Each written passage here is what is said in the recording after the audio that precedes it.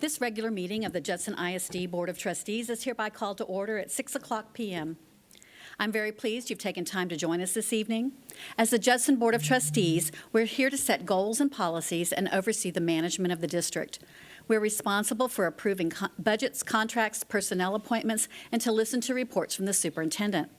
We're not here to make administrative or management decisions pertaining to the daily operations of the district, as this is the responsibility of the superintendent.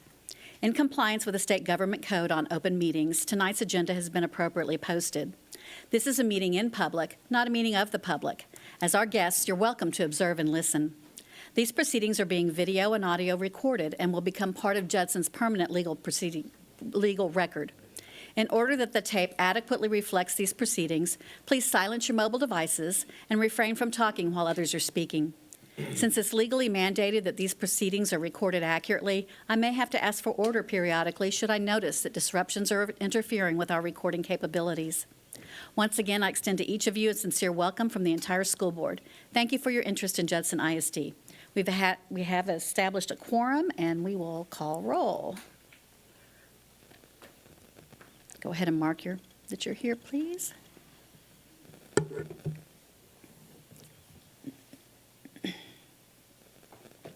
Right, please note that Ms. Eaton is running a little bit late and should be here shortly. The first item on our agenda then is invocation and pledge of allegiance. Dr. Fields? Yes, ma'am. If everyone could please stand for the invocation and pledge. Mr. Brooks? Sir, let us pray. Heavenly Father, we're back from spring break. We thank you for the rest and the time of relaxation and renewal. Be with us now as we resume the business of leading the district. Help the board and the superintendent make decisions for the betterment of the students, staff, and community of Judson ISD. Keep us all ever mindful of the privilege we have to serve in education as we strive to grow the leaders of tomorrow. In Jesus' name, amen. Amen. Please remain standing for the presentation of the United States colors led by the Judson High School JROTC. Under the leadership of Master Sergeant Pope, tonight's color guard is commanded by U.S. Guard Cadet Captain Pearl Lucio, U.S. Flag Cadet Captain Eric Valdivia Kaler, Texas Flag Cadet Captain Brian Salgado, Texas Guard Cadet First Lieutenant Alexa Serrano.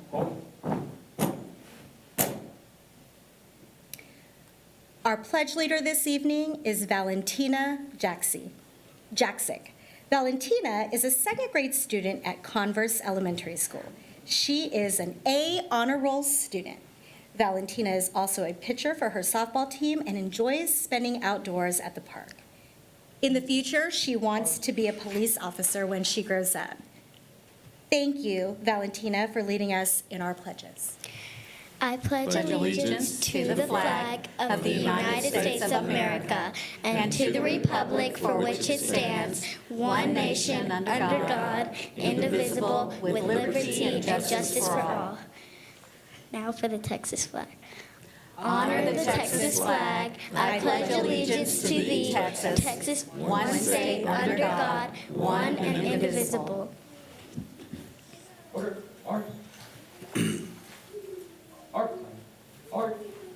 Thank you. Stay there.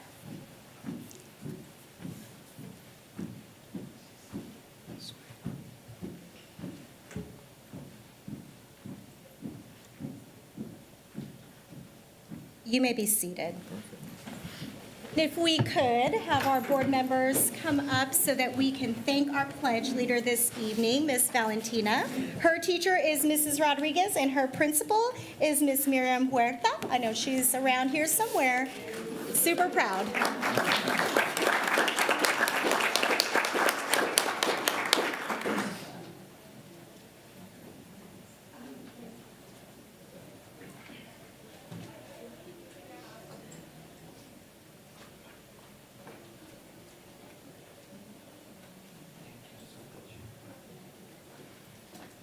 All right, a round of applause for Valentina.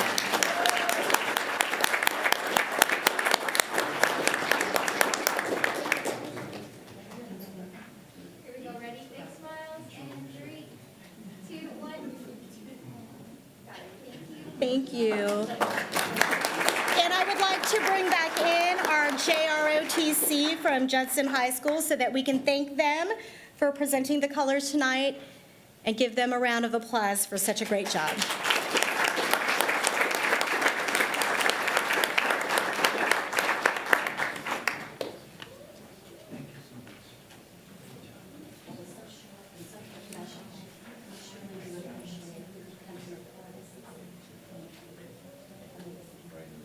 Right in the middle, look at you guys right here. Ready, here we go, big smiles, and 3, 2, 1. Got it. Great job. Thank you so much.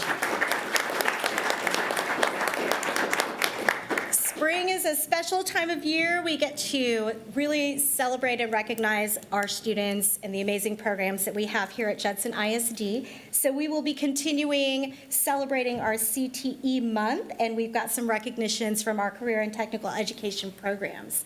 We are going to begin this evening with our education and training program. They'll be walking in.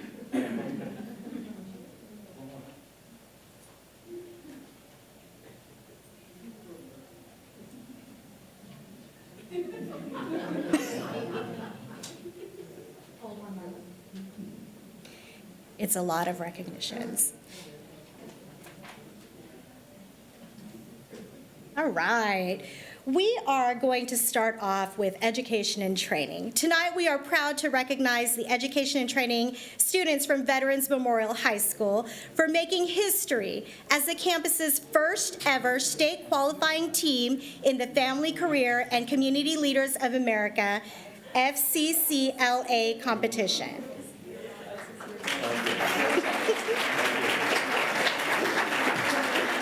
Trinity Gore for teaching strategies, and her sponsor this evening, Miss Laura Rom. Here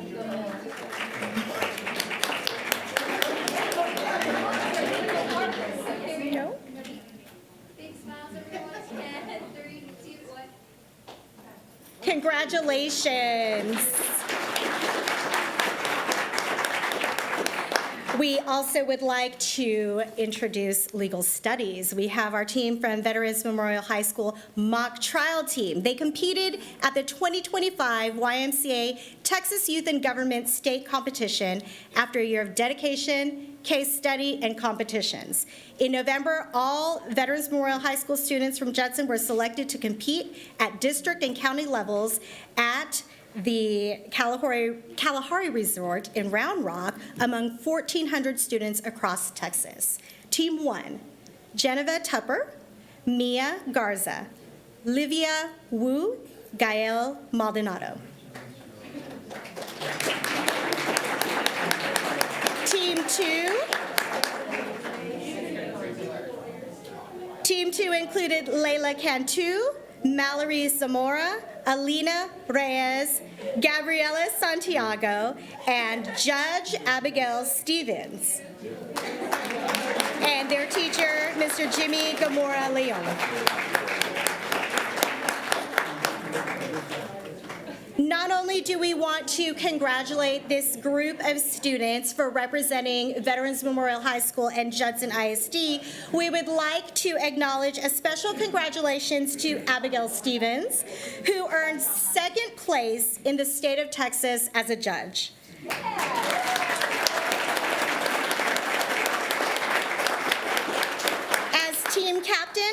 leadership and passion for the U.S. criminal justice system continues to inspire her teammates, and we wish her luck at her national competition this summer.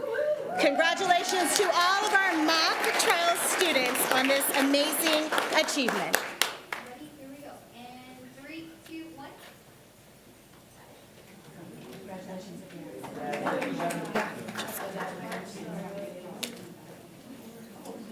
Okay, now we're going to move on to Skills USA.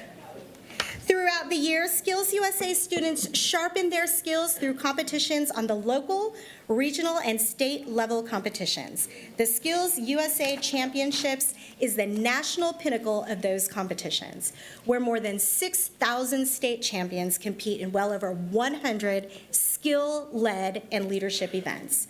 Tonight, we are joined by many of our Judson ISD students that have qualified to compete at the Skills USA State Competition in Corpus Christi in April.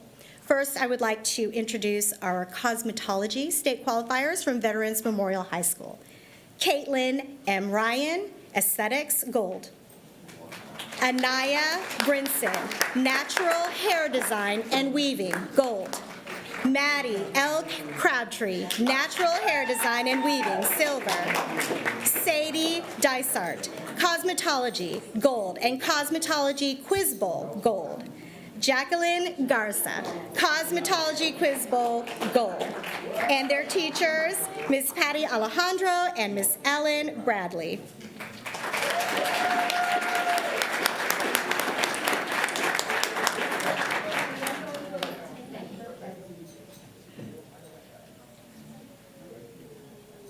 There, ready? Big smiles. And 3, 2, 1.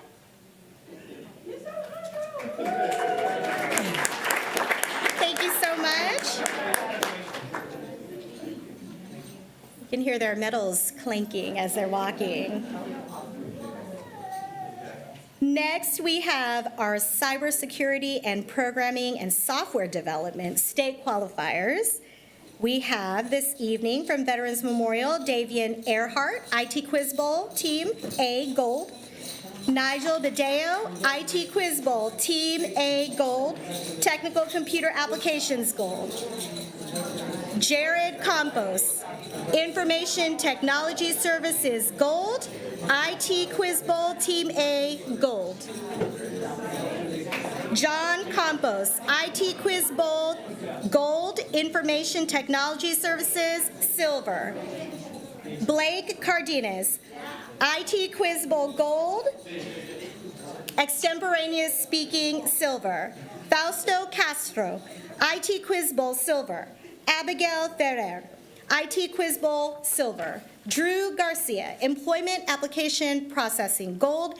Internet of Things Smart, Gold. IT Quiz Bowl, Team A, Gold. Kaylee Fung, IT Quiz Bowl, Team B, Silver. Ashton Shirtlev, Cyber Security, Gold. IT Quiz Bowl, Silver. And Computer Programming, Silver. Jaden Turner, Cyber Security, Gold. IT Quiz Bowl, Silver. And their teachers this evening, Mr. Joshua Bailey and Mr. Mike Barclay.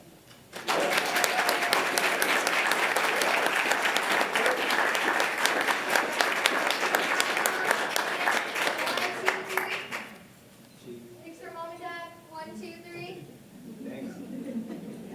Congratulations.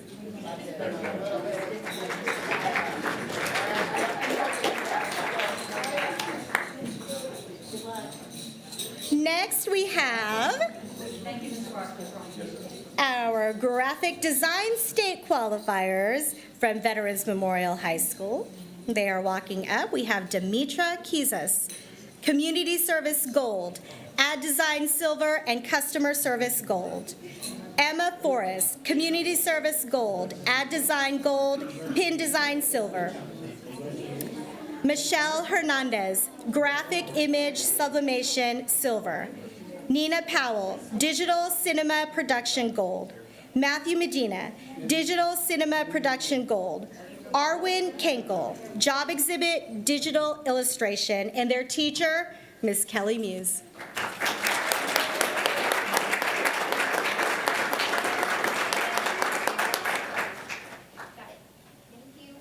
Congratulations. Next up, from Judson High School, we have our health science state qualifiers this evening. Tiana Winston Adair, practical nursing, gold. Elizabeth Villarreal, dental assisting, gold. Kayla Crook, nursing assistant, gold. Elizabeth Garcia and Canilis Bravo for opening and closing ceremonies, silver. And our teacher sponsor is Miss Melanie Perales. There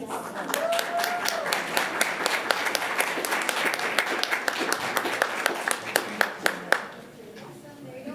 Perfect. Big smiles and 3, 2, 1. Got it. Congratulations. Next up, from Judson High School, we have our law enforcement state qualifiers. Walking in, we should see Giselle Sanchez, Jacqueline Rojas, Magdalena Rocha. And Skills USA officer, Ximena Gutierrez, secretary. Their teacher is Miss Elia Hernandez.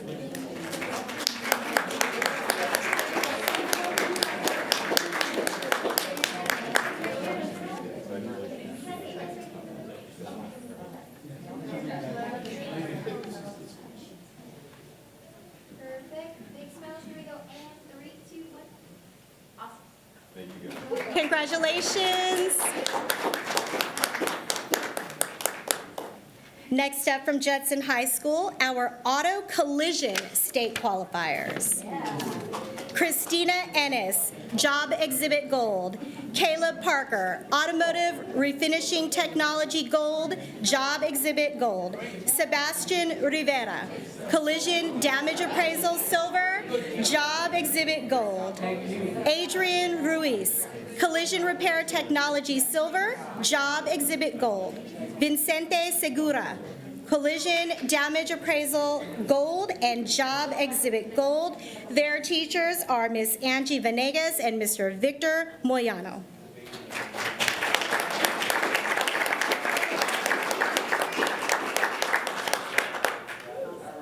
Congratulations.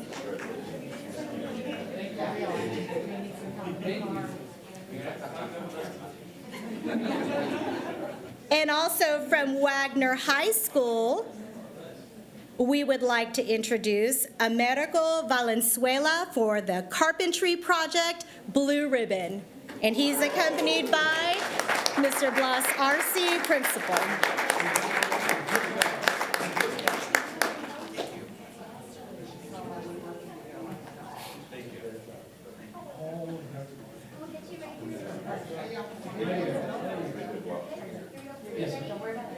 Big smiles and 3, 2, 1. Got it. Congratulations. Just want to let you know there were many more students on this list to recognize. I'm sure they are very busy practicing and doing all kinds of things, but we wanted to just give a big shout out to our CTE department. I know the ladies are here working in the background, helping to support these programs, Dr. Steele, Ms. Charo, Ms. Castaneda. So if you see them, please give them a big round of applause. We thank you so much. Next, we would like to recognize another special group of students this evening. You may have noticed them sitting in the front, intently listening and learning about how the district operates. We would like to formally recognize our student ambassadors this evening. These students are the campus representatives who serve on the Superintendent Student Advisory Council, providing valuable feedback directly to Dr. Fields. But their accomplishments and hard work in advocating for their fellow students does not stop there. First, I'd like to introduce Edmund Ron Kelly. He is a junior from JECA. He is the first high school student government officer at Northeast Lakeview College, a member of the Mayor's Fitness Council, and was recently promoted to Senior Recruiting Officer, First Lieutenant for the Judson JROTC, and he is the UIL debate team captain. A true advocate for students in the district. If you're ever in a room with him and you're speaking with him, he can give you all the ideas and give you a possible solution to any problem you throw at him. So, Ron Kelly, round of applause for him.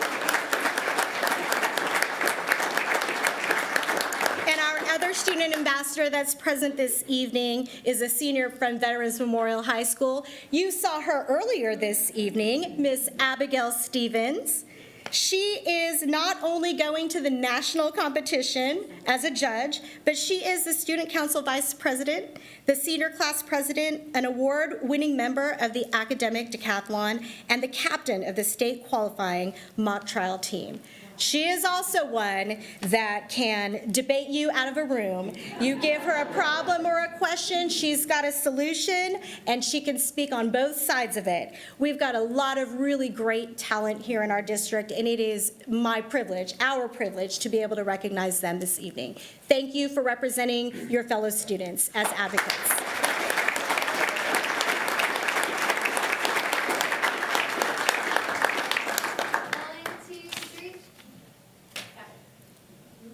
Congratulations. You may. And finally, our Judson ISD Community Connections Award. This award honors a community partner that significantly impacts the school community through their dedication, collaboration, and innovation. Tonight, our Community Connections Award goes to Dallas Sittenauer and Aaron Vargas from Starbucks at the Forum for their continual support of the Fine Arts Academy at Olympia. Whether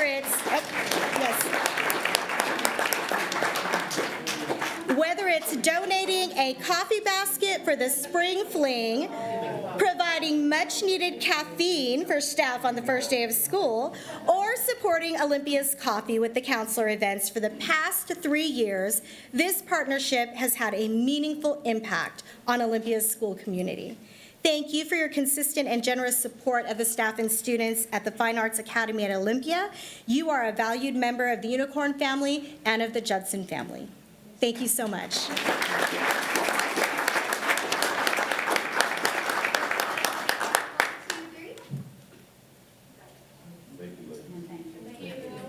This concludes our recognitions.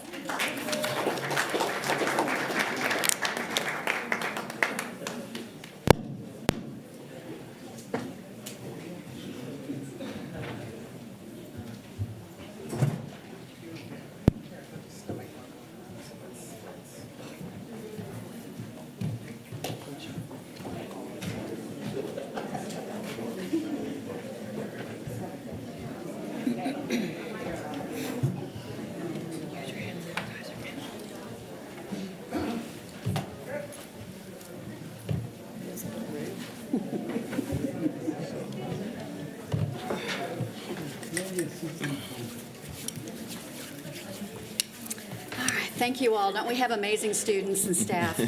So impressive.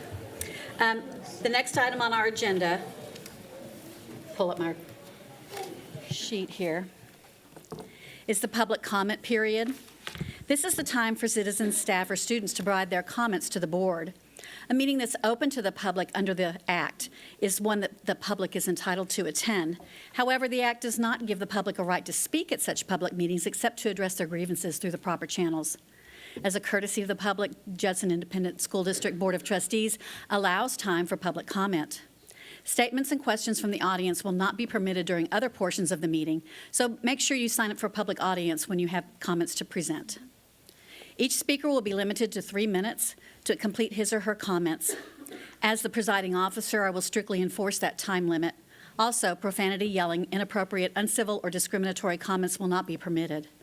In accordance with Judson ISD Board Policy BED Local, in the event your comment, in my judgment as the presiding officer, constitutes a complaint or charge against an employee or officer, it will be necessary for me to interrupt you, ask you to stop, and direct you to seek resolution of your complaint through the district's appropriate formal grievance policy, DGBA for employee complaints, F&G for student or parent complaints, or GF for public complaints. By law, the Judson Independent School District Board of Trustees cannot lawfully discuss, deliberate, make comments, or make a decision on any matter raised in the public comment period, which is not specifically listed on the board agenda for this meeting. If you have any handouts to distribute to the board, please hand them to the secretary, to the Board of Trustees next to the podium. With these cautions in mind, we'll now be glad to hear the general comments. Our first speaker is Ms. Amber Gonzalez.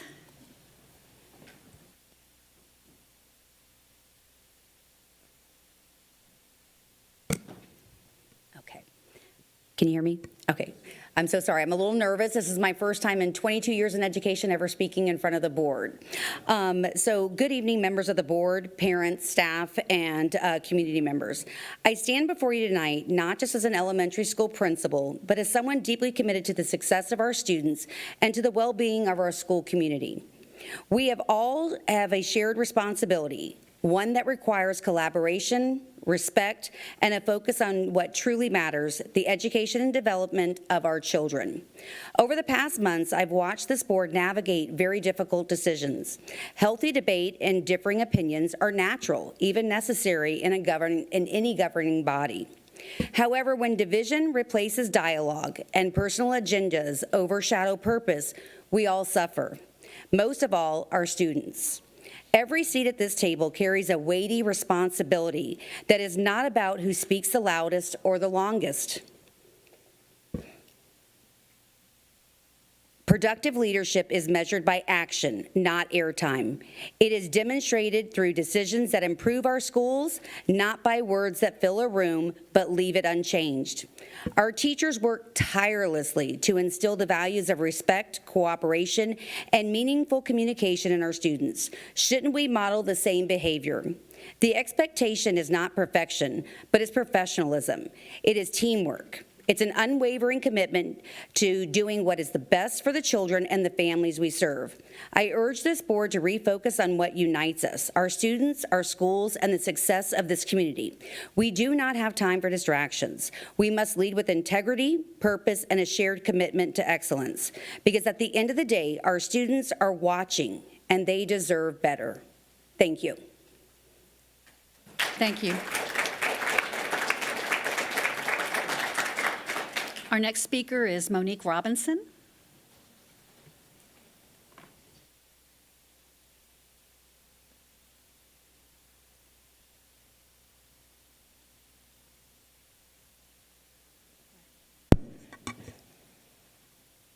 Good evening, board members, family, Judson ISD teachers, and staff that are here. I am here to formally introduce myself as the candidate for Judson ISD School Board, seat number 2.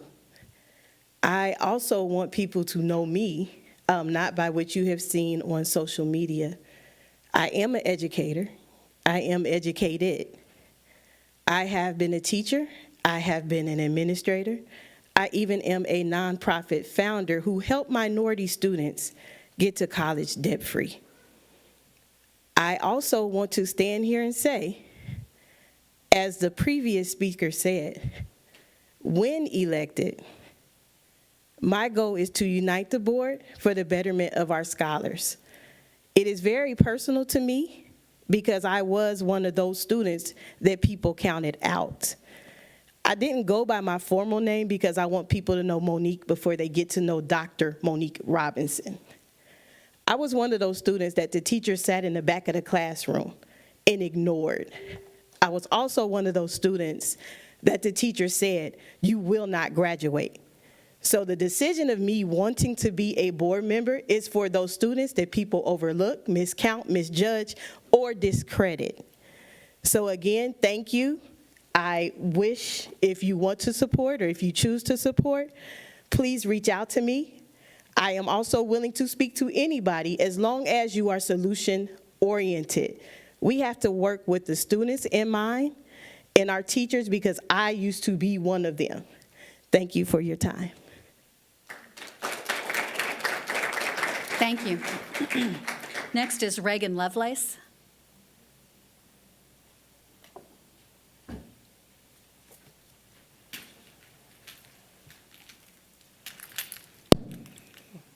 Hi, good evening. My name is Reagan Lovelace, and I'm an early childhood special education teacher for the district. This is my first year in Judson, but I came from teaching ECSE in Northside ISD. I'm here to talk to you today about a solution for the large class sizes that are in our ECSE classrooms. I have seen how early intervention is vitally important to students being successful through curriculum, managing behavior, and fostering independence as they get older. I believe my students can exceed expectations, and I push them to reach their full potential every day. I want the best for my students, and I always give them my best as well, but I really need your help. ECSE classroom numbers have grown exponentially. They are only getting higher. As you know, we are required by law to provide special education support to those who qualify for services by their 3rd birthday. So throughout the school year, new students are being added to our classrooms. The whole purpose of early intervention is to provide these students with strong foundation to carry them through their educational journey. The majority of my students have severe autism. They struggle with becoming overstimulated very easily, which results in defiant and aggressive behaviors. They need access to smaller class sizes in order to not only make progress on their IEP goals, but also to really benefit from that early intervention that's being provided. Smaller class sizes would keep our small students safe, foster a sensory-friendly environment, and help maintain teacher retention as well. Currently, my self-contained classroom matches the class sizes of some general education classrooms on our campus, making it overwhelmingly difficult to give the quality, specialized early intervention that they so desperately need. I am asking that you allocate more classrooms in the district for ECSE. In Northside, we had 1 self-contained classroom and 1 co-teach classroom on each elementary campus. So for the 2025-2026 school year, if we're able to allocate 1 of each type of classroom on each campus, our class numbers would go significantly down. This would allow your teachers to give our early learners the help they really need to be successful as they grow. I know this is not only an issue for my campus, but for teachers across ECSE in the district. Something else to consider is if a student needs access to certain ECSE supports, but their home campus does not offer that support, they have to go to the nearest campus that will provide them that support. If we were to have both learning environments at each campus, like in Northside, this would be beneficial for not only classroom number sizes, but also parent involvement and fostering a sense of community. Being able to keep all students at their home campus is ultimately what is best for the child, the school, and the families. I know we all have the same goal in mind. We want students to be successful, safe, and joyful when coming to school, but we also want our teachers to feel valued, heard, and supported. I believe that simply putting an allocation for both types of ECSE learning environments on each elementary school campus would satisfy our shared goals. Thank you for your time. Thank you. Our next speaker is Laura Wickwire.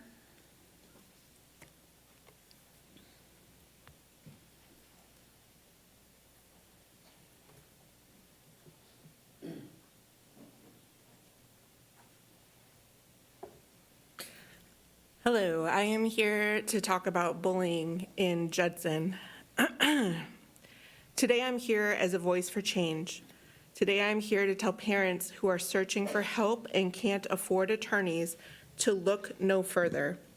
I might not know everything, but I have learned a lot, and I have the heart to share and help others who may feel overwhelmed by the systems and processes that seem to be set up to keep parents in the dark and spinning circles until they grow weary and just give up. Do not give up. Hang in there. You are not alone.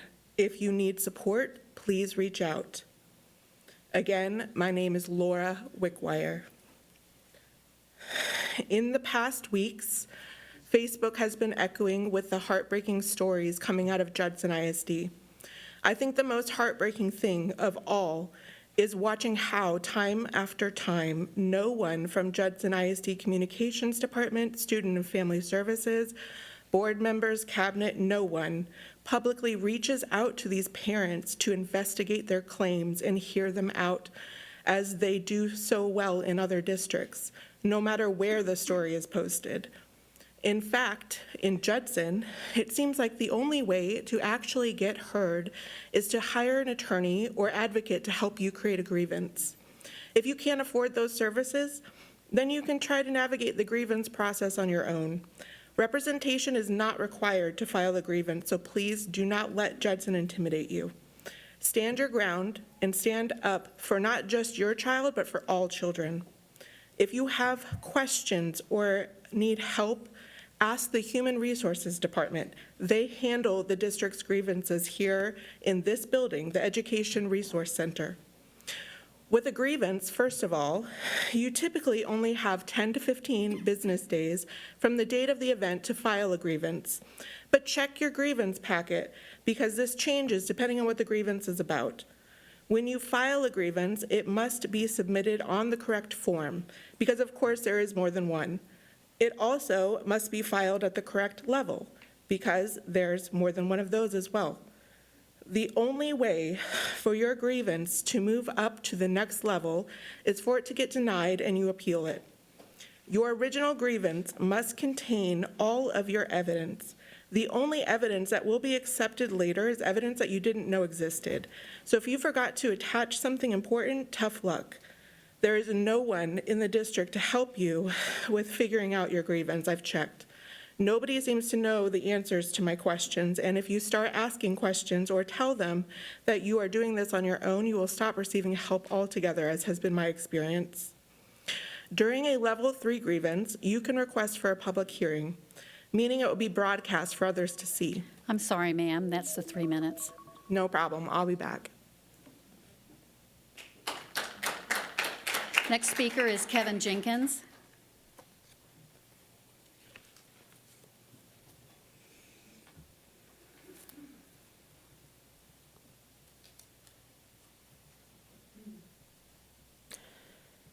Good evening, members of the board.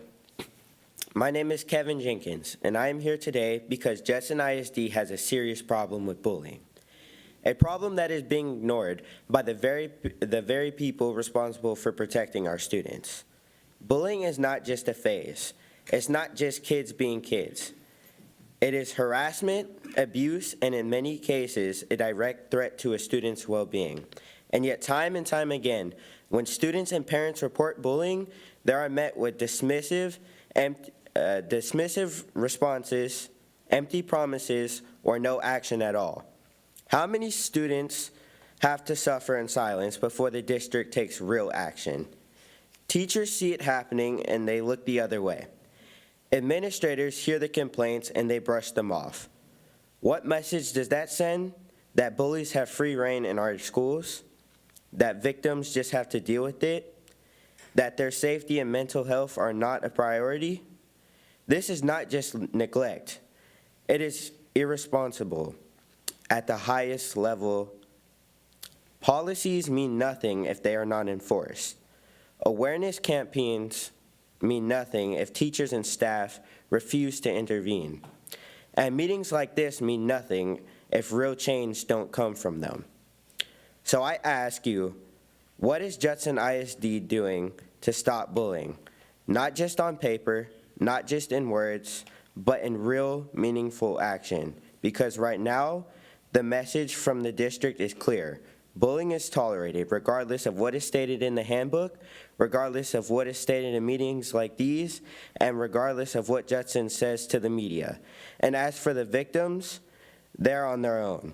That needs to change for the sake of the suffering students, the parents in vain, and most importantly, for the sake of the district itself. Thank you for your time. Thank you. Next is Dr. P.J. Cabrera.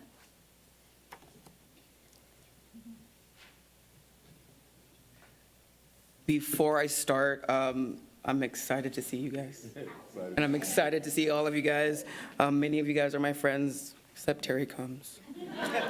For those of you on the intertubes, wherever the intertubes are at, my name's Dr. Cabrera. I think it's important to establish some ethos. Many of you guys just call me Dr. PJ. I'm a professor of communication, specializing in communication studies, journalism education, and media literacy. I spent 11 years in Judson ISD, 9 of them advising the award-winning journalism program at Judson High School. 2 of those were spanning communications, creating award-winning stories and photos of the great things that are happening in this district. From the highs of being Teacher of the Year to the lows of COVID, a large chunk of my professional and personal development happened in this district. Since my departure, I have regularly watched what happens in this room because I'm a bit of a nerd, but it's been embarrassing. People are watching, not to be educated on education policy, but to be entertained with meetings that kind of resemble a Real Housewife reunion. Sadly, what occurred in the last 2 general board meetings was a level of embarrassment that I hadn't seen in a long time. During the 4th hour, a member said, "We sound like J-Care's Club Med. You go for your little reset meditation and you'll come back just fine. We have a student code of conduct. When you walk through those doors, I expect you to turn your school brain on and do the right things." Now, all of those kids are angels. There's more to that quote and more to that meeting, including some upsetting public comment with some overtones, which you all can go back to see. You know, when I decided to leave Judson journalism, I cried for days. Administration, teachers, incredible students, and their parents helped me build a program that I dreamed of. We, the entire Judson High School community, helped me create a program that was being replicated, and I still feel like I let people down. My life story is no different from the students who walk into E213 and all they want to do is take pictures, or students who would jump over mountains for Cabrera, or that one student who had nowhere to go, who made mistake after mistake, but felt valued because I handed them a camera, because a teacher cared. Those students are why I cried for days. You know, the little boy in me still thinks kids like me, once labeled as those kids, don't end up being professors at R1 institutions. But it was because of my public school and a fantastic teacher that changed my life. What happened in that meeting was disrespectful to every hardworking administrator, including the great Terry Combs, and teachers who bust their butt every day to educate children in an environment that constantly tells them that they are less than. Y'all got to do better. The behavior of the seats on this board, let alone any member of the school board, deserves better.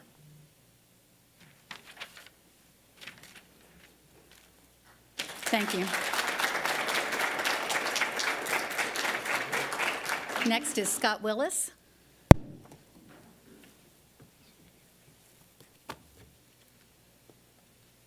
Good evening, community members, board members, Dr. Fields. I'm Scott Willis. I'm a math teacher at Veterans Memorial High School, and this is a bit of a repeat. I understand this is the time to talk about teacher contracts. As we know, God knows what's going on up in Austin. The chances of squeezing another dime out of them is about 0. But we have an opportunity to give all the teachers in this district a raise that costs you nothing and might even save yourselves a little bit of money. Shorten our contracts. The state provides, if we went to a 172-day student contract, in proportion, I do math, you can trust me here, it's going to be 179 days. It's the same proportion, 172 to 179, as 180 is to 187 in the old days. Work-wise, we're already working, at least in the high school where I've done the math for it, more hours than we did when we were on, will be, when we had a 180-day contract because of the lengthened school day and the extra minutes. Actually approaching 3 weeks extra time than the whole hours-wise from the old 180-day student contracts. So if you shorten our time, you'd be giving us an effective daily raise for everything. Wouldn't cost you any more. You'd have the buildings closed 7, 8 more days or 10 days more that you wouldn't have to have people in them or provide janitorial services and all the rest of that sort of thing. And it would save us all a little bit of money, and it would make us feel a little bit more valued. If you can't quite get the 10 days off because it's too far to go, I highly urge you and beg you, please, if you're going to have some of those extra days, give these as days that nobody can tell us what to do. This is your free day, teacher. You got to come in, you got to sign in, you got to stay and work your hours, but nobody is going to tell you what to do. You decide, as the professional that you are, what is the most important thing for you to accomplish that day. Like the first day of each 9 weeks, be a great time, be easier for grades and stuff. But you know, I just make suggestions, and that's all I have. Thank you for listening to me today. Thank you. Thank you all. The next item on our agenda is Superintendent Report. Dr. Fields, Yes. Bond and Construction Update. Yes, ma'am. First is bond and construction update. So, Mr. Brooks, if you would like to speak briefly. Yes, sir. Board members, you've received the construction report in your packet. I have no major updates although within the next 4 weeks, we will be preparing for a walkthrough with the Selma Elementary School, so I stand ready for any questions. Let me hit the proceed button. Is there anybody who has a question to ask? Go ahead and mark your interest. Questions about construction report? I thought it was pretty clear myself, so it looks like everybody else feels the same way. Thank you, Mr. Brooks. Dr. Fields, intruder detection security audit? Yes, ma'am. Typically, we brief on the intruder detection security. All I have is that from our last regular board meeting until now, we've received no audits from Region 20, so there'll be no update on that today. Thank you, and I do appreciate all our campuses making sure that they're keeping up with all the door checks and keeping that log and keeping us on the up and up, safety for our students. Yes, ma'am. All right, next is consideration of consent items. So I will go down the line, and if you have something to pull, would you please let me know? Ms. Eaton, was there something that you wanted to pull? No, ma'am. Thank you. Thank you, Madam President. I apologize for being late. It's fine, I'm glad you're back. Mr. Salinas, did you have something to pull? No, on ma'am. consent? Mr. Macias? No, ma'am. Ms. Faulkner? No. Ms. Stanford? C and D. C and D. Ms. Ryan? Q. Q. Okay. Anyone else? All right. So we are considering items 5A, B, E, F, G, H, I, J, K, L, M, N, O, P, and R. May I have a motion, please? I move that we accept the consent agenda items as called. Second. Motion by Mr. Macias, second by Ms. Eaton. And we lost our screen. It's all right. Does it say vote? Yes. Please vote.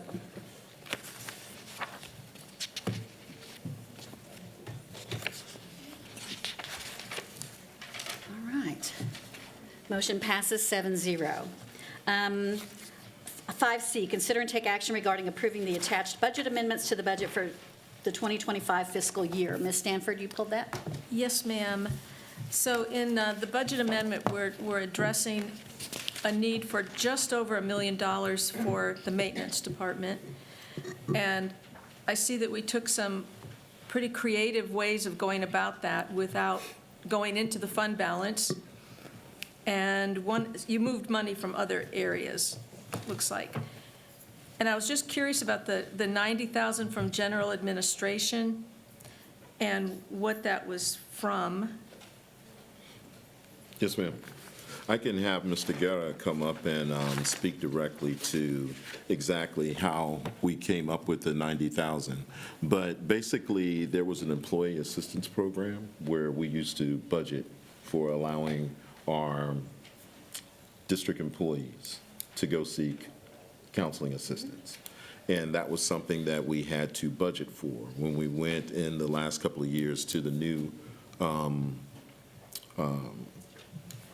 insurance program, it was wrapped into that. So we weren't necessarily required to pay that extra $90,000. So now we've asked to then transfer that to the maintenance department because they're in much need of it due to unforeseen Yeah. expenses. Yeah, okay. Did I leave anything out, Ms. Davis, Mr. Gunner? Gotcha. Well, I appreciate that effort. I think that's a good way to handle a shortfall.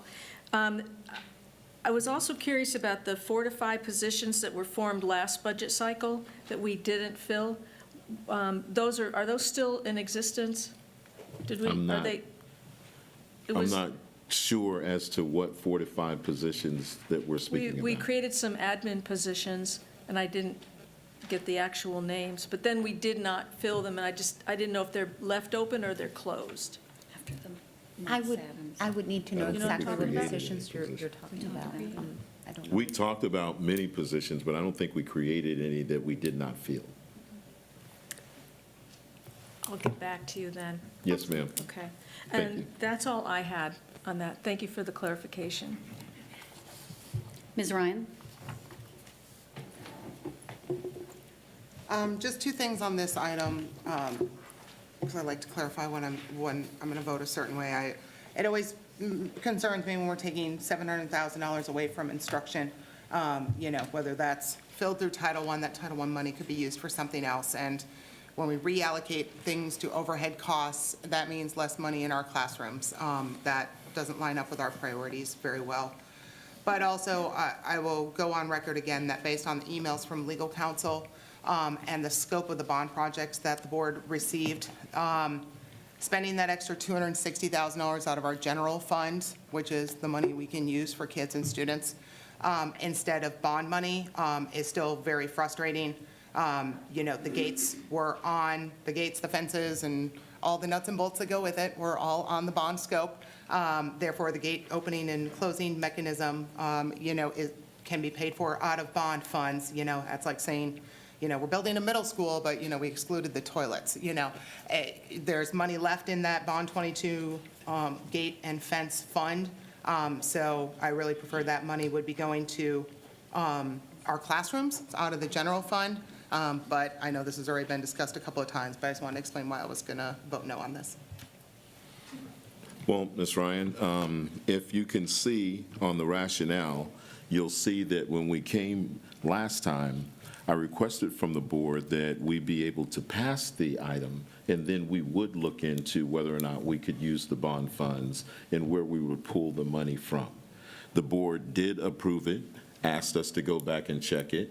In this particular document, you'll see that we are transferring the $260 from the local budget to the bond funds.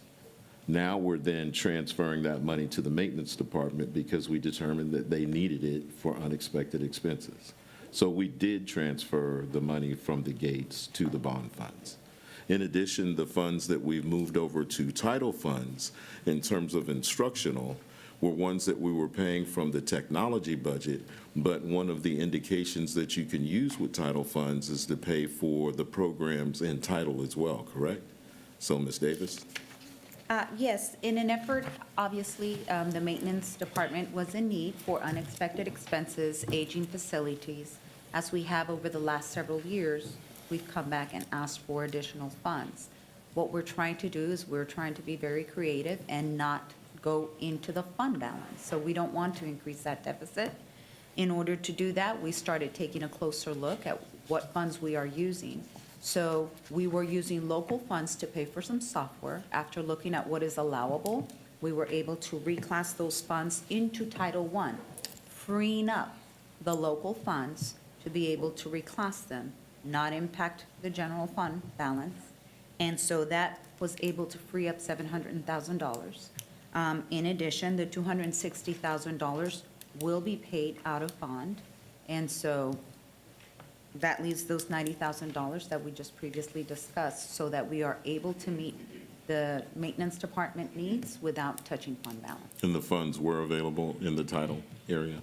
Absolutely, yes. So regarding title, this is money that was available to use. It wasn't allocated for anything else. We're not taking away from a certain program. So those funds were available. Thank you. So it's not coming out of any programs that would benefit students or any instructional needs? None that have been identified within Title I. And so there's always monies that we are trying to use. We receive monies based on the allotment of some of our ECODIS students, and then we make sure that we use up all of the money. In this case, that $700,000 was freely available, and it wasn't earmarked for anything. But it could have been earmarked for after-school tutoring, the resources the teachers say they don't have in their classrooms, it could have been used for students, right? The $700,000, that's what title money is. Mostly, it could have been used for students. It may not have been earmarked yet, but that money could have been used for that, or. It is, let me just point out that campuses do receive Title I allocations, and so as of right now, our campuses have not expended their Title I allocations. We're already in March. One of the things that title tells us is that we need to make sure that whatever it is we use, We make sure that we use it up in May, that we don't start buying things in April or May. It's supposed to be for that year. And so if we have $700,000 available that have not been used, and we're also thinking, hey, let's try not to increase that deficit. This money is available. Campuses still have monies within their Title I allocations that they were given because we make sure that campuses have that money. So nothing has been impacted of what they could possibly use. I would ask the question though, Ms. Davis. Yes, sir. Are the programs that this is being used for students? The software? The software? Absolutely, yes. So it's being used for students, ma'am? Yes, no, I'm just trying to say that if we have Title I money and we could be doing, and we have kids who are struggling, you know, that Title I money is for kind of a specific reason. And there's some of the groups that we talk about, you know, in our different categories across our academic needs. So if that money could be used, and again, it's back to, if the teachers are saying here that they need more resources and they don't have what they need to teach kids, and there's money here and then it's not getting spent, then there's some breakdown in the process, that how are teachers needing things for their kids and the money's there, but the resources aren't getting purchased, or the extra support or RTI facilitators or extra, all the things that they need. So that's kind of the point, is that when we get these survey results, are really, really important, right? Because then we have to say, okay, why do they feel that way and what can we do to fix it? So if there was $700,000 unearmarked at this point in the school year, I wish that someone had looked to see across the campuses what else they needed in order to help those kids. So maybe next year. All of the instructional programs that we earmarked, they're only allowable if they're instructional programs for the students. So To assist all of students that Correct. need it. So we couldn't reallocate any of these funds to title if they were software programs for management. So I Right. do want to be clear that these $700,000 for our programs are for instructional programs. And not only that, they cannot be instructional programs that are core. We are required to provide the core programs from our local money, but we are using title as it's intended to be. Any additional and supplemental instructional programs for the students that go above and beyond the basic core, that's exactly what this is going to. Stand ready for the vote. Anything else? All right, Ms. Stanford, would you make the motion, please? I Oh, I'm so sorry, requested Mr. to Macias, speak. I didn't see that you had clicked. My No, fault. it I beg was- your pardon. I Go just ahead. wanted to just say that I know that the budget's a fluid thing, and things happen, and as long as the need is being met, I appreciate, and the clarification is respected and appreciated. I guess my thought, though, is that I just don't want the audience to think that, you know, we're not, or you guys aren't, thinking about how to support teachers. That's one of the first things I ask teachers, and I know my colleagues have probably asked the same. We have an opportunity during the budget cycle to really look about where we can do things, but the realities are we have a deficit, and that deficit is enormous. So the fact that you're using bond money for these things, you're realizing it's, and title funds as well, is to be pointed out. I just want folks to know there's definitely some thought behind what we're trying to do. And the teachers out there that might be listening, don't think we've turned our back and we want to give you resources. Our goal is to support you ultimately, and so we will continue to do that as we go forward. Thank you. All right, Ms. Stanford? Well, I'm a little uncomfortable with the money going. I'm just not sure. I know we have to move money around, but now I'm wondering if we're maybe missing some needs from teachers and students that this could have been used for. Again, there's still title monies available even after reclassing this to title. In addition, our campuses receive allocations for Title I based on their number of EcoD students, and they have all year to spend it. And as of right now, no one's met 100% of their expenditure.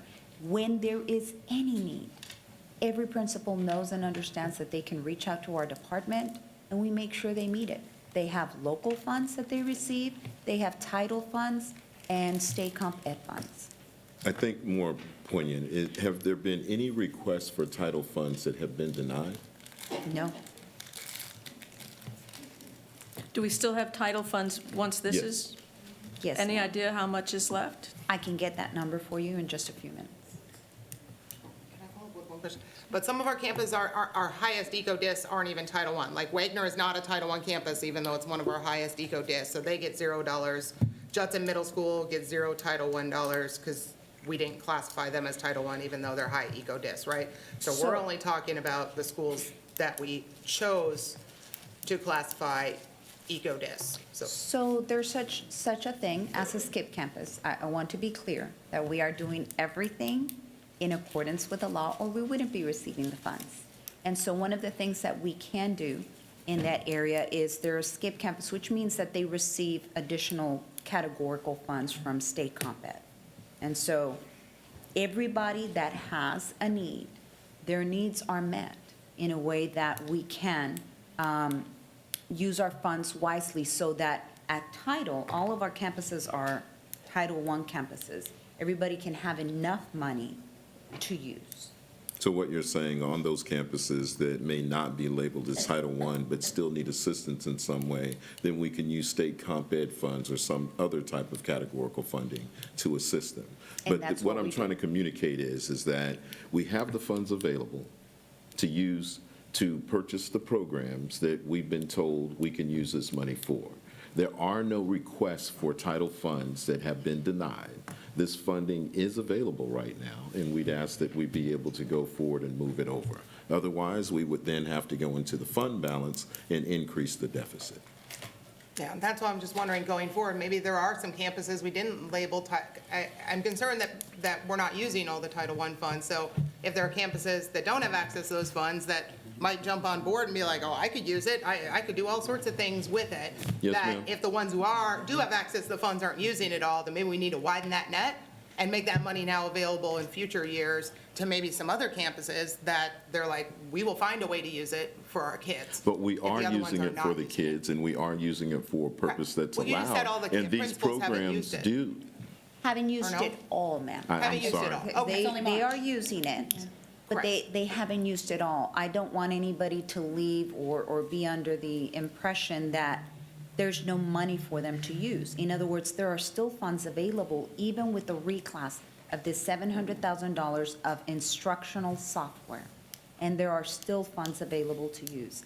Any principal that has a need, they reach out to our federal programs and grants department, and their needs are met. My only concern, though, is we keep using the term that we could use it for the students. The instructional software that we're purchasing is for the students. No, I don't think, let me see if I can explain it in a different way. So we're sitting here a month from the STAR test, and I'm hearing there was $700,000 that hadn't been used yet, right? Those kids are taking a test in a month. So the fact that it hadn't been used, it's not about what we use it for, it's why do we have this money available to help students, and it hadn't been used or obligated yet? I guess that's the concern, is the planning cycle, because I know we talked a lot in Scorecard about this, about that early expenditure, that early planning, right? So the fact that we had hit a month from STAR testing, and there's still, $700,000 sitting there, that could have been used all year, I guess, for kids and some additional things. It'd be nice to spend that money earlier and make sure it's all obligated. I think just would be nice to know that we are spending every dime we can, and nothing left on the table, right? And what we're saying is if we were to have spent the money, we would have spent it on these programs that are instructional aids for the students. And we can use this money for that purpose. And this was also carryover money, so I'm sorry. Am I speaking out of Okay. turn? All right. Anyone else? All right, so I'll make the motion. Beg your pardon? Can we explain it all again, because I'm thoroughly confused. So what we're doing is transferring $700,000 of title money to use to pay for some software programs that's coming out of title instead of out of general fund. And it's going to be used for the students. Correct. Mm. Yes. Seems so simple. All right. Wait, I thought it was being used I for move that maintenance. Suzanne, Madam President? Well, we're talking about the $700,000. That's for the software. The $90,000 is going to maintenance. Oh, okay, so the 700 has nothing to do? Correct. Okay, got it, thank you. Maintenance? No, wait. No, that's Now not. you confuse me, Well, too. allow me to clarify. there has been a need for maintenance's budget to be increased by $1,050,000 Yeah. in an effort to allow for maintenance to receive those funds because they had unexpected expenses. Yeah. We looked at how we could reclass issues that we have in the district. And one of them was for instructional programming that we could have taken out of the fund balance or the local budget. We transferred over to title funds because it's an allowable expense and it's for the students in the classroom, the instructional use for the students in the classroom, which then frees up that money locally for us to move to the maintenance budget to be able to pay for it rather than just go back into the fund balance and increase the deficit for the district. In addition, we went through all of the other budgets to determine, is there anywhere else that we could transfer funds into the maintenance without increasing the deficit? And we came up with the funds, and we're asking for the board to approve these budget amendments to allow that to happen. So you're just taking something from one bucket, moving it to another? That's all we're doing. Nothing's coming away from what's being used for the Nothing. kids? Okay, that's what I needed to be sure of. I move that we approve the attached budget amendments to the budget for 2025 fiscal year. Motion by myself, second by Mr. Salinas. Okay, go ahead and vote, please.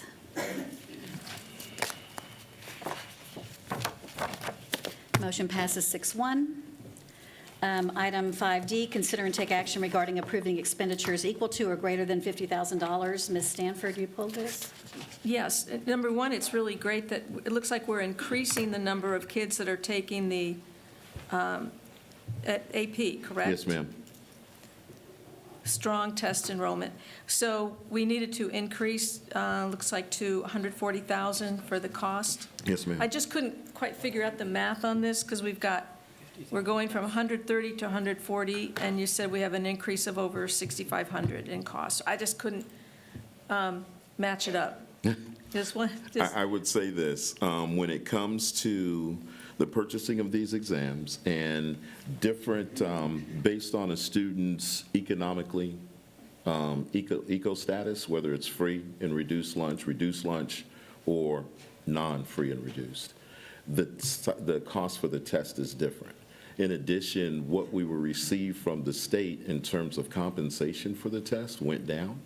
So it's not it's not something that you can carve out in terms of a smooth, this is where the $10,000 came from. We're talking about over 2,400 tests, or? Yes. 2,400. 24, 26? Right, so, and we're talking about a number of different students, so it's kind of ebb and so it flow all varies over the place. So in to the look cost. for an even, yes, ma'am. We just know that the estimated cost went up by 10, so we're asking to amend that. Okay. Well, that's Yes, ma'am. a good thing. Anyone else? Ms. Stanford, would you make a motion? I move that we approve the expenditures equal to or greater than 50,000. Second. Motion by Ms. Stanford, second by Ms. Eaton. If you'll go ahead and vote, please.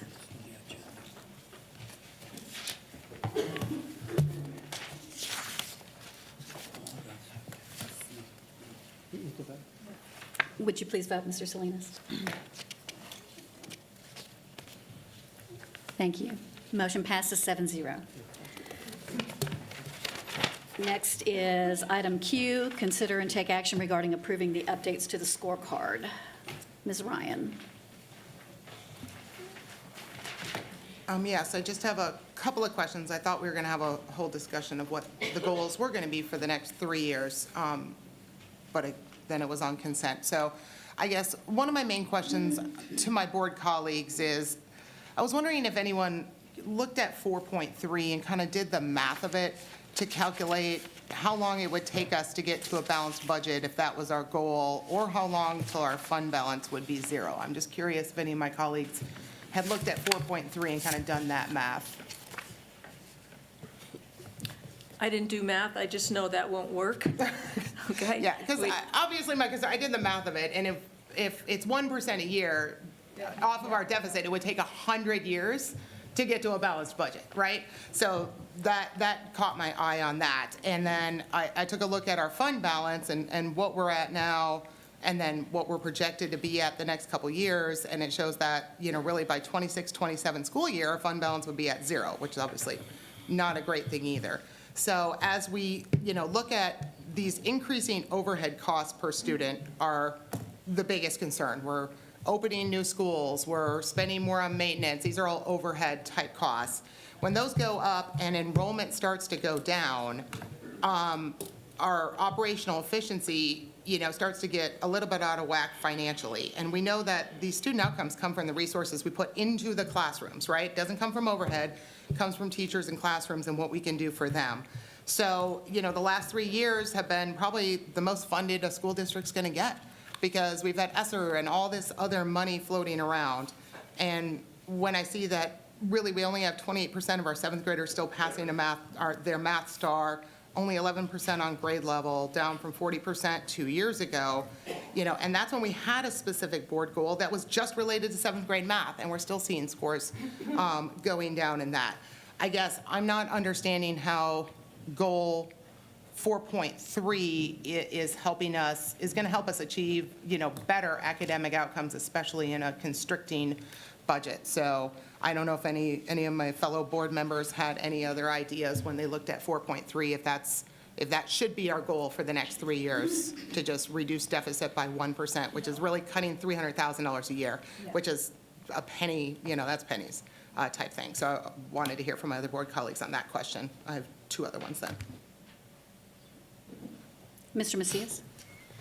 Yes, yes, I did see that particular item, and I think the 3-year period where that was stated was 2028. So a couple of things to keep in mind, that when we talked about these goals, we said they would be fluid, meaning we would adjust them on an annual basis.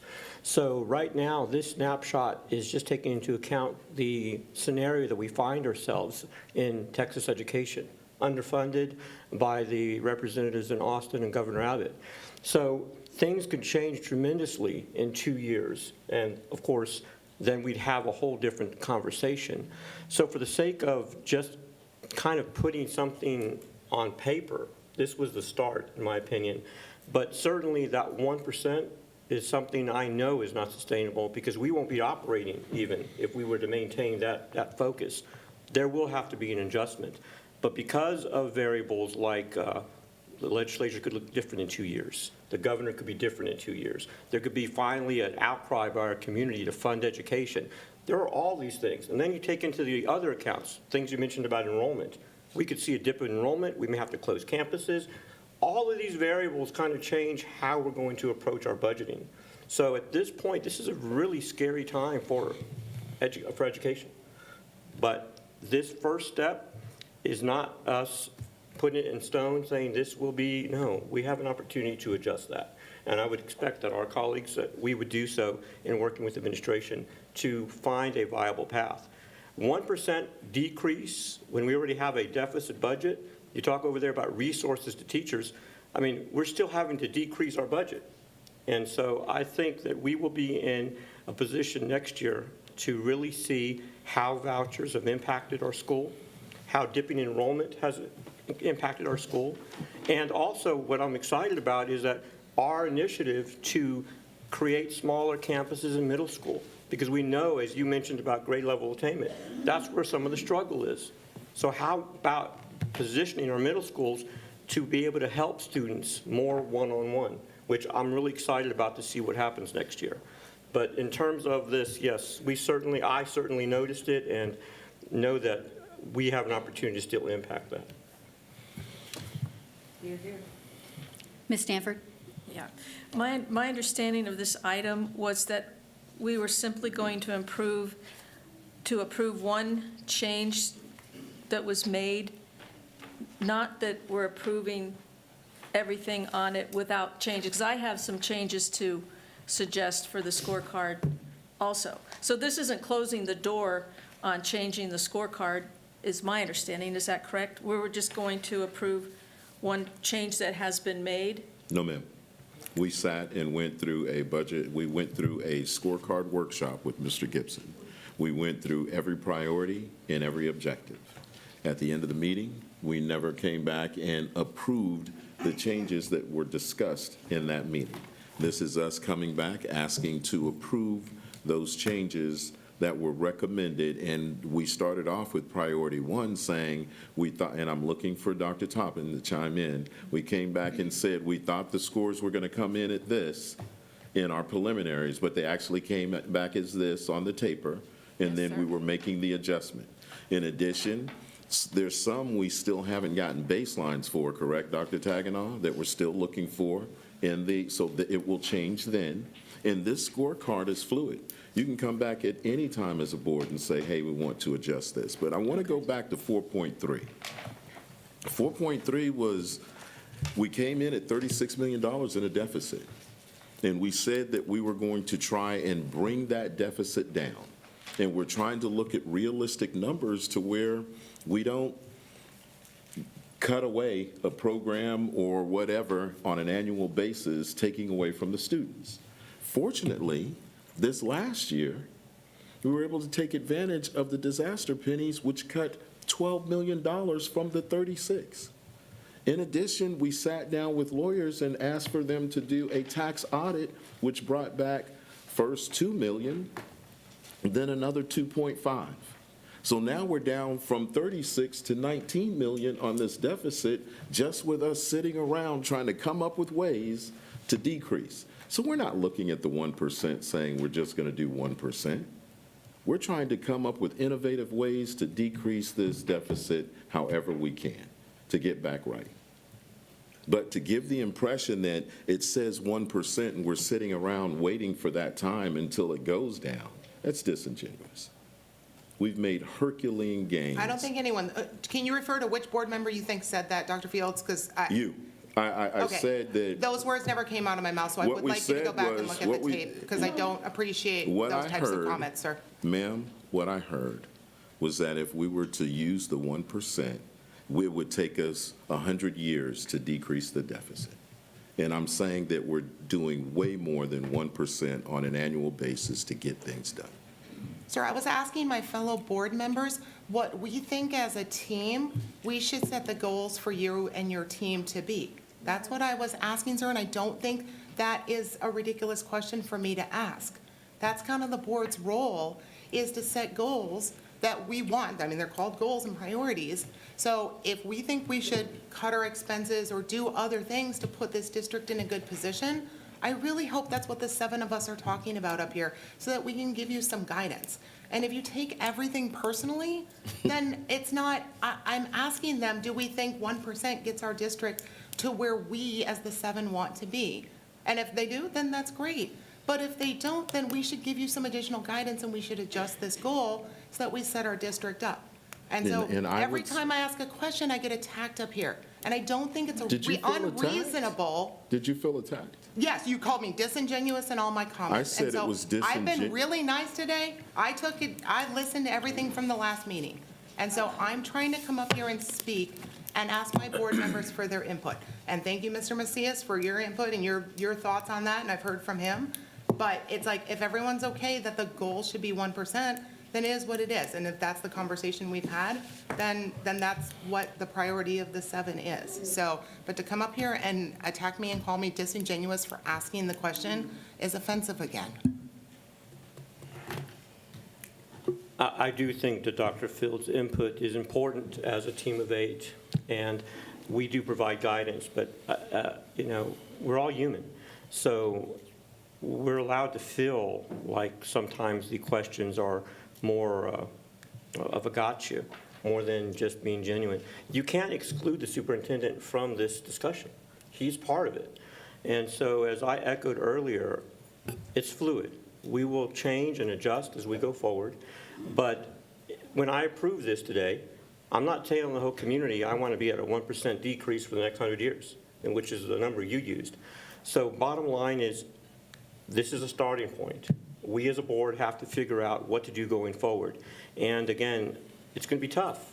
We have budgetary challenges. I mean, it's as real as it is. But I'm prepared to work through with my colleagues to get that done. So. Ms. Faulkner? So I just want to clarify, we already technically, this is just a formality. Yes, ma'am. We already went through this. The motion and the voting that we did, the motion was not set forth correctly with the corrections that were needed when we finished with Dr. Gibson. So we brought it to this board meeting as a formality. We've already done all the work. We just need to do the vote. Yes, ma'am. Thank you. And so I'd like to say that I'm not satisfied with a 1% decrease. But this is a time of uncertainty where it's very, very hard to pick a number and put it down there and say we're going to hold staff and the district to this number when we're in the middle of a legislative session that has so many uncertain outcomes right now. I think this is a placeholder for the moment until we have a better idea of exactly what we're going to be facing in June or however many special sessions are called. I know that staff is working hard. The administration is looking for every single penny that we can because they don't want to be in a deficit budget any more than anybody wants us to. Again, as Mr. Macias stated, it is a fluid mark. This whole scorecard is fluid. And as we come up with things like we did with the initial starting point for the student outcome goals, we'll come back and look at and revise this. But I don't think we have enough information to set a different number at this point. So my idea is we approve this, and then when it comes time and we have a little bit more idea of what the effect is going to be, then we can really start focusing on a realistic goal rather than just more of a placeholder. I was going to say, I still had 2 questions, so whenever it comes back down to me, I would appreciate it, Madam President. Did anybody else have something going forward? Ms. Eaton. Oh, I'm so sorry. It's really hard to read this. Okay, go ahead, Ms. Eaton. Thank you, Madam President. You basically said what I wanted to say, and that is, again, it's fluid. We have no idea. We know that they've agreed to have the vouchers. We have no idea the impact that it's going to have on the district come fall. There's no way to make that decision. So the number is simply a placeholder. And thank you so much, sir. Yes, ma'am. You and your staff did an outstanding job. I appreciate it. At least it gave me a starting point to be able to look at what could potentially be coming our way. But again, we have no way of knowing because we don't know the impact that vouchers are going to have on the district. Yes, ma'am. Thank you.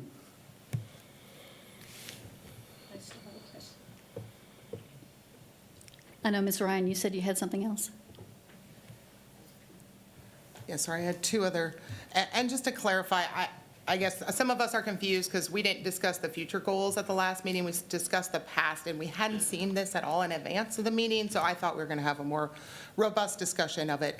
Another question I had was under 2.2 employee satisfaction. I don't know if my colleagues noticed that some of these goals are lower than what our current is. So, for example, is our pay competitive? Right now, we're at 55%, and our goal by 2028 is to be 50%. So I just don't think our goal should be lower than what our current is, and an increase of 1% per year in satisfaction. You know, again, some of those areas would take 60 years to get there. So I'd like to know if my board colleagues are happy, if that's enough progress on our employee satisfaction now that we've seen the TASB survey. Because this is our annual adjustment, right? This is going to set the stage for the next year. Every decision we're going to make is hopefully going to be in line with these goals for the next year, even though they can change, but until they change, this will guide us. No, ma'am, this is something we can revisit at any time. Correct, but this is in the process, in the Dr. Gibson process. This is the big annual review, right? That's what Dr. Gibson said?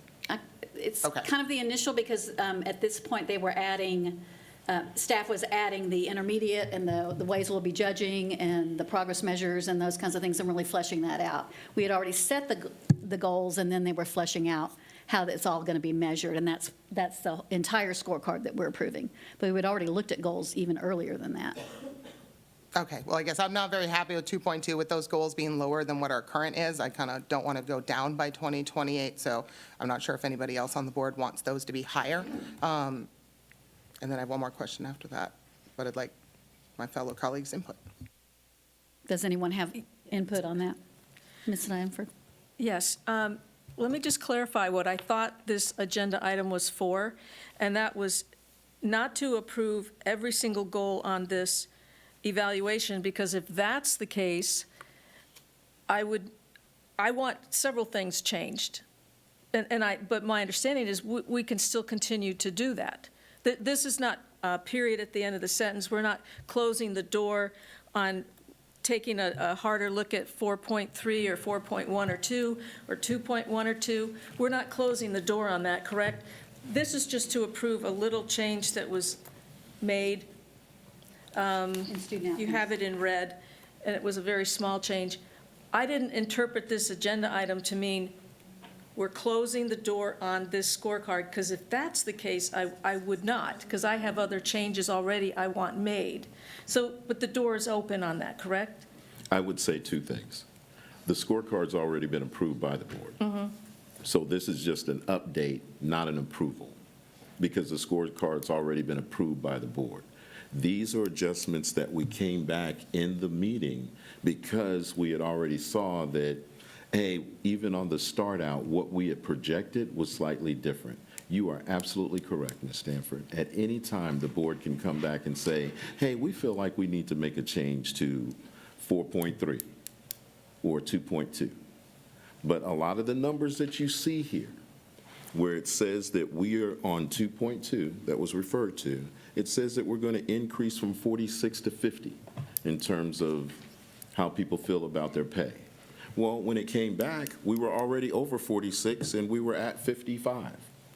We can come back and readjust that and keep moving forward. But the goal is to bring it up. But to Ms. Ryan's point, it's up already. So we can change that score or our outcome or where we think we'll be by 2028. But this is a fluid document. It can change at any time. All the board has to do is bring it back in any agenda, and then we can make adjustments. Okay, because I was planning to bring back some other things. That's perfectly There's things I fine. want added to this. We need to tidy up, so I didn't think we were closing the door, which it sounds Well, like. that's what I'm wondering. So when in the process does the annual review happen then? I thought it was after all the data came in, right? So we just got the taper, we just got the TASB staff survey, we just got the audit. Since we set this, we got huge data dump, right? So now we all have all the data. So what is the month or the meeting that we do that? Or do we have to individually decide to put something on an agenda? We have to use our agenda item to do that? I thought we did that as a board in a certain time of the year. I think you evaluate the progress at a certain time of the year, but periodically throughout the year, there's going to be data that comes back depending on when we go out for the actual surveys, based on when the taper comes in, based on some of the other goals that we're using to measure, based on when we do the budget cycle for the deficit. So it's not going to be everything's here because it's the month of October. It'll be ebb and flow throughout the year. But I just wanted to remind the board that we approved the scorecard months ago. We just wanted to bring it back with those updates and have it reapproved. But to your point, Ms. Stanford, this is a fluid document. The board can come back at any time and say, I'd like to take a look at item or priority so-and-so. So we're just going to have to submit agenda. Could we even, yeah. I'm sorry, We Ms. don't Ryan? need to do it by agenda item, can we consider another meeting? Right. We usually do bring that? back Dr. Gibson, and have it in those meetings. And we typically vote on it in those meetings. It's just that this time, we did not. It got away from me. My apologies. Well, but even if we hadn't discussed, for example, on 2.2, we hadn't discussed with Gibson that we already had the TASB staff results, right? So we already knew the 2.2 scores. Did I miss part of the conversation where we talked about readjusting those because we had the data? Or when, I'm just trying to figure out procedurally, when does that now happen? Or do I now just have to put it on the agenda? Like, we got the TASB results, right? At what point do those goals get adjusted in this process? I defer to Dr. Taganoff. This is your area. So did we discuss this particular item when we spoke with Dr. Gibson? During the roundtable in Right. February, we did not discuss adjusting the goals. We did not. Got it. Not for that area. No, sir.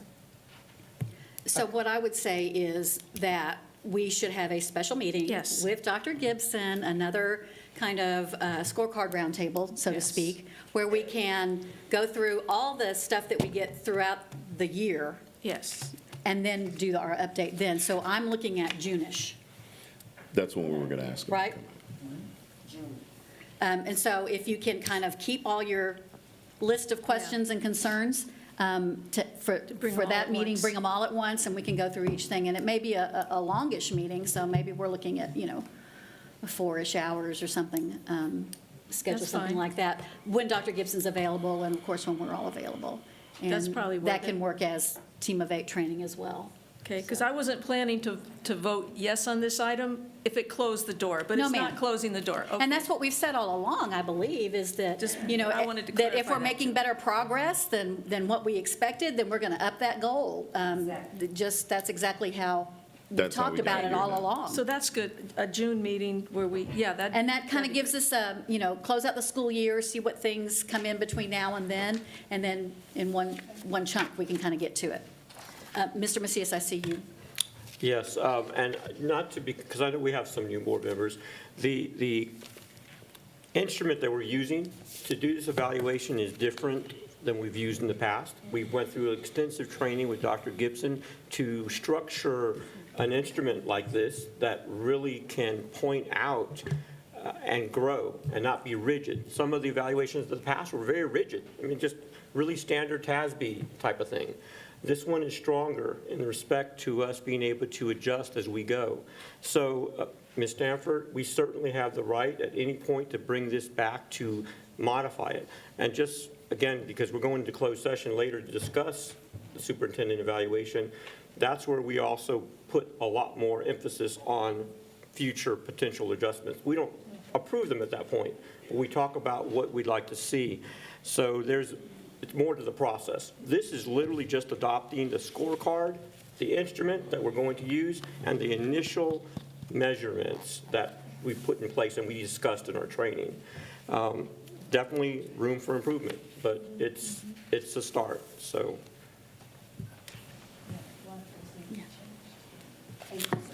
Anyone else? Can you go over the specific, because the agenda item says update, so can you tell us which specific things then we are approving then that were the specific The changes? update was in the student outcome goals 1.1.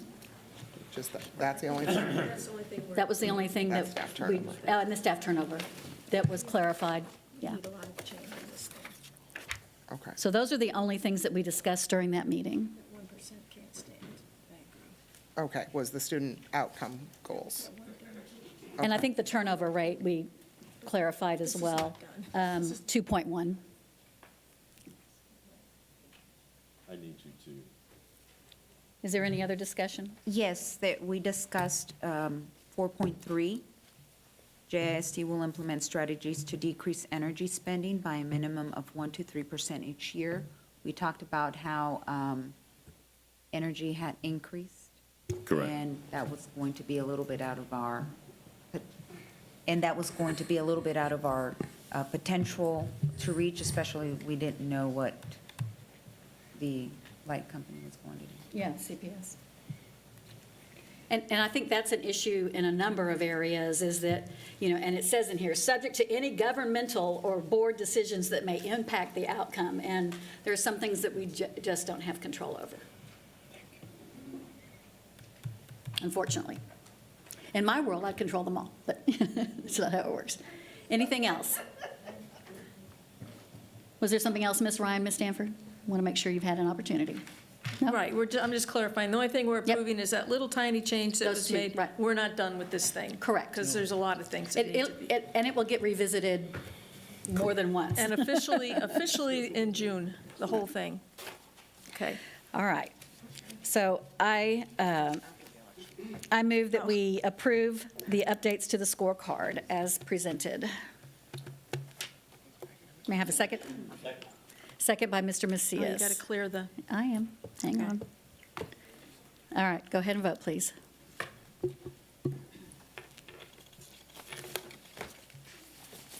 Motion passes 6-1. We also have 3 proclamations to read before we move on. 5N, National Assistant Principals Week proclamation. Mr. Salinas, would you please? Make sure your microphone, yeah.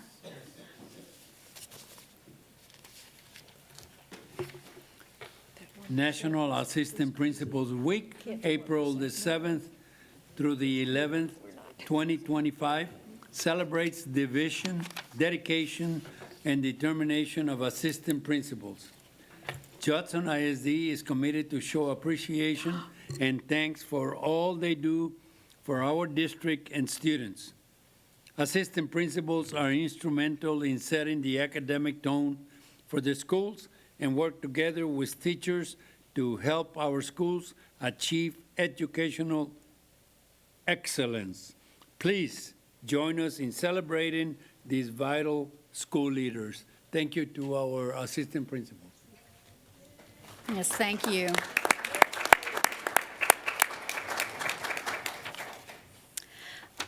Item 5O is a proclamation recognizing National School Library Month.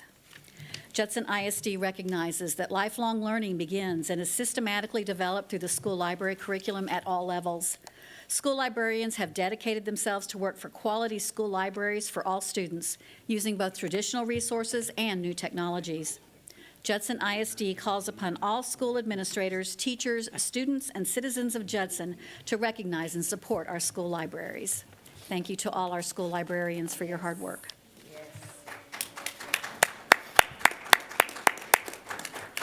Item 5P is Month of the Military Child Proclamation. Ms. Eaton, would you please? Thank you, Madam President. April is the month to celebrate the sacrifices and courage of military children. Trust me, I raised some while doing 28 years in the Army. It is essential that the Judson ISD recognize the military children, that military children make significant contributions to our nation through supporting their military parents who often work long hours and face many deployments. Yes, Lord. This year's theme is celebrating military children and youth, building stronger character and relationships. We encourage everyone to wear purple on April 23rd, 2025, to honor our military children in honor of Purple Up for Military Kids Day. Thank you so much. And as a military child myself, certainly appreciate those things. My dad was Army as well. Very proud of his service. All right, moving on. Item 6A, discuss and possible action regarding approval of an amendment to the compensation plan for summer school 2025. Dr. Fields? Yes, ma'am. So the compensation plan for 2025 has already been voted on, but we're requesting some changes based on a change in the number of days. So first, I'd like to ask Dr. Toppin to speak to the need to change the days, and then I'd ask Ms. Davis to speak to what then that would do to the budget for what we had originally projected. So Dr. Toppin. Thank you, Dr. Fields. What we have asked is that we be able to increase the days for elementary, middle school, and high school. And doing our debrief at the end of the year last year after summer school, we got the feedback from our campus, also from some of our parents, that they felt that the elementary one was too short, and so we are increasing the number of days for that. We also are extending the science camp that we had last year. We only did 2 days for each grade level. This year, we want to do 5 days for each grade level in order to us infuse that with reading activities as well as math and science activities. And then at the middle school level, we got feedback after we're talking to kids and to teachers and to parents about the fact that the kids needed a little bit longer to work through the coursework that they had to do to either regain their grade because they did not pass it during the school year, or they needed to regain credit at the high school level. And so that's what's leading to the change in the compensation that we're asking to pay our administrators, our nurses, nurse aides and whatnot that are going to be working in the summer, because we have extended the number of days that we are going to offer that opportunity to our students that need a little bit more time to gain the knowledge that they need for the school year. And so it looks like we're going to be going from 9 days to 12 days for middle school and high school. And for elementary, we're going from 5 days to 9 days. Keeping in mind that we do have a holiday in the middle of one of those weeks where we will not be in summer school that particular day for that. And also, we did bring to the board that we were going to charge for summer school this year, but we have pretty much a stair step on how much money students will have to pay depending on if they fall into the category of free and reduced lunch. And then the other thing is that, as always, our students that did not perform well on STAR, which fall under the umbrella of House Bill 1416, they do not have to pay a penny for summer school. We also will be offering several other programs during the summer. We're still going to be doing our things for our McKinney-Vento kids, for our special ed students, for our emergent bilingual students. We still will have, it's not Adventure Club during the summertime, I think we call it Play during the summertime. So we're offering some of the other programs that we may have kind of reduced or did something different. We're trying to bring some of those things back this year due to the money that we have in our categorical pot. Thank you. Ms. Davis? Yes, sir. So with the increase in number of days for elementary, we are proposing a change of $1,760 for the elementary principal flat rate and for the elementary AP assistant principal flat rate, and a decrease of $440. That's based on the fact that the days for the days have increased, and then the way that we calculate it for administrators in summer school, we can only pay a flat rate because they begin working on summer school while they're still on contract. So we can't pay them hourly, although we use a hourly rate to calculate what the flat rate would be. And you have a very detailed spreadsheet that we provided you, just so that you can see how it is that we arrived at that number. So ultimately, the decision and the difference in what that would calculate to in terms of finances, we're looking at about $11,000? I mean, less than 6,000. Okay. You said less than 6? She said less than 6. Yeah.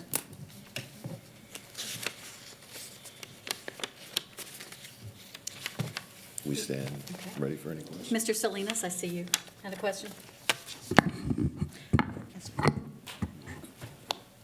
When are we planning on using these extra days? On this school year? This summer. This summer, June. Oh, you're talking about the summer? Right, and this is all for summer school. Okay, Yes. thank you. Ms. Ryan? I just had one question written down, but also, if you could follow up with us, I don't remember the agenda item where we approved the paying for summer school start part, so maybe I missed it on a consent. If y'all could just let us know where to find that in the board book. But does this have any effect on some of the, I guess I'll call them before school stuff, which like T-STEM camp, JECA has a pre-something camp, J-STEM has a camp. Is this also, these rates also apply to those kind of before we go back to school programs too? The teachers, the rates that are listed here, the rates apply to all of those teachers. All of Yes, them? ma'am. Okay, so this will be some additional program, anything going on between May 31st and August? Yes. Whatever the magic day is. Okay, thank you. So the summer school, we call it, the summer school tuition is what we refer to it as. It is not a fee, it is a tuition for summer school because we offer ample opportunities during the school year for students to recover their credit. We offer 0-hour, 8-hour, Saturday school, after-school tutoring, and we're one of the few districts around in this area that actually have one-to-one for our secondary students, where we are providing them with a device to use. And so they actually can work on the program Edgenuity, which is how they're going to recover their grades or recover their credit. They can actually work on that at any time during the school day, after school, on the weekend, and whatnot. And so when we're talking about what we're charging for summer school, it is really a tuition, and it's really not going to make a big dent in what we usually spend In summer school, I believe that I can share this. Last year, we spent about, 3.2, it was 3.2 the year before and about 1 point something this past school year, what we spend, and I'm talking about millions, that we spend in all the different programs and the payroll and whatnot that we do, and the resources and whatnot that we do to teach summer school. And I think it's important to note, Dr. Toppin, that what she's saying is that, once again, it's not a fee, it's a tuition. And when we sat and looked at it, we didn't bring it to the board for approval. We stated that when we have summer school, and we're not doing this to compensate for what we spend for summer school. If you were to go to some of the surrounding districts, they're charging students over $300 to participate in summer school to get credit back. We were just trying to get ownership of showing up. We found ourselves signing up a bunch of students for summer school, and then when it came time to show up, because there was no ownership in terms of a fee paid, we had purchased or hired a bunch of teachers to perform the responsibilities, but then the students didn't come. Or when they did come, it was inconsistent because there was no ownership in being a part of the process. So we came up with the tuition fee of, what was it, $100? It's $100. And then 75 for reduced and 50. 75 and then 50, yes, sir. Where other school districts, some are not even having summer school. That is And then correct. the ones that are charging like $300, almost $400 for participation. We just wanted the students to have ownership in the process.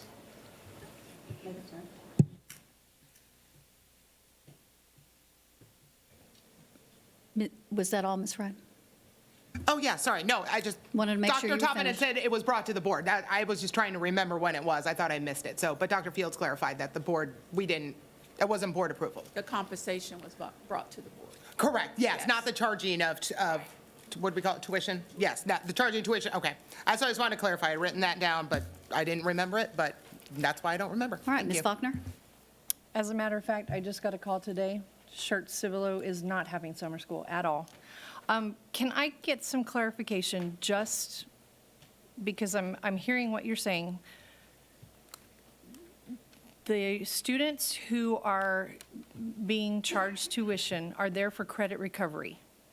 That is correct. The only students that will have to pay the tuition is if they're trying to recover credits because they took the class and they did not pass it during the school year, and they're trying to recover that credit at the high school level.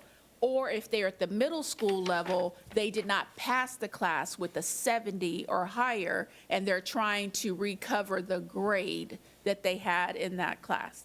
Because of, we talked about the Okay. board policy that So we're does not, prevent the we're, first just to make it clear, we're not talking about our No, special no. education, our students in special education who require, extended school The year. extended school year is not Okay. included in that, emergent bilingual. Or the students who failed the STAR test. No. It is not. House Bill 1416, We are not no. charging. That's all free. It is just the ones who this is like their last chance. Yes. And then if they don't pay the tuition, the chance is they're not going to be promoted to the next grade level. Yes, there is a chance of that. Okay. All right, anyone else? Just real quick, Ms. Stanford? so was it 11,000 is the final impact to the budget? I believe after recalculation of the numbers, they said it would be more like 6,000 when we were talking about. When you're looking at the increase, depending on how many principals, of course, are hired, I would need to get that number from Dr. Duhart-Toppin. But when you look at an increase of $1,760 to each one, and then a decrease of $440 for the assistant principal rate compared to last year, and then for the counselors, an increase of $1,200. I could provide you the exact number once I know how many administrators are hired. Please keep in mind, though, that we do use categorical funds to pay for this, for the most part. Anyone else? All right. I move that we approve the amendment to the compensation plan for summer school 2025. Second. Motion by myself, second by Ms. Faulkner. Go ahead and vote, please.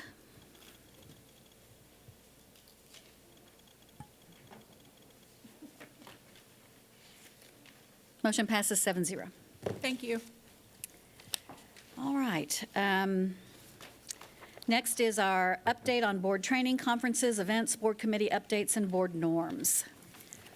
I will start with Ms. Ryan this time. Hang on, let me record the vote.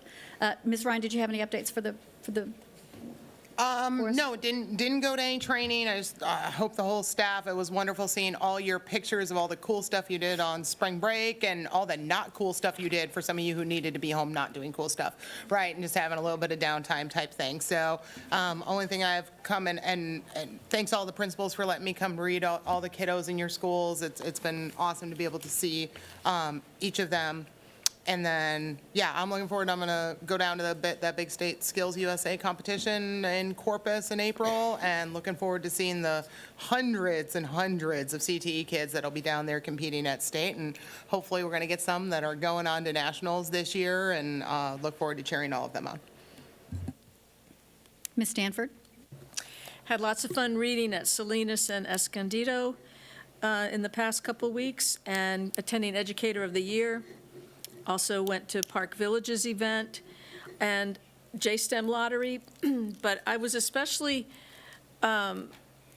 pleased with how we handled the Coronado Town Hall and how we were able to respond to the community and their concerns. I felt like that is the way things should be handled.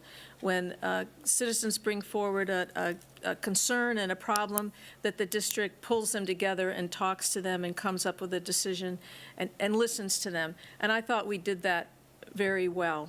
So I was proud to be a part of it. Ms. Faulkner? I don't know if the state unified basketball, did it happen before, after, when? Anyway, I went to 2 of those games. On the same night, it was like they were doing it on purpose. Candlewood, Park Village, and Hartman all had an academic night tied in with Black History Month. And I also attended the City of Kirby National Women's Day celebration. And this coming Saturday will be Greater Northeast's opening day. And we're having a parade again this year. And I'm proud to say that Ackerman Road is flowing both directions.